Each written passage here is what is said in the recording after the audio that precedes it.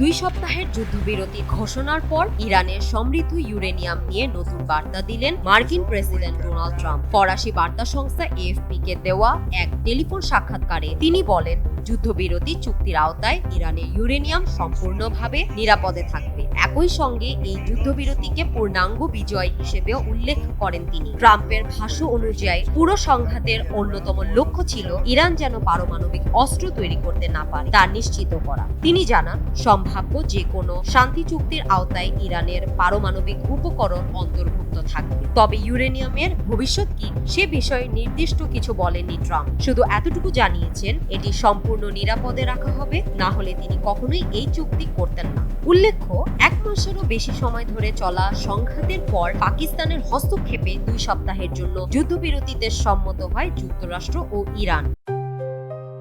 JBS holdings limited. শুক্রবার ইসলামাবাদে 2 দেশের প্রতিনিধিদের মধ্যে বৈঠক হওয়ার কথা রয়েছে।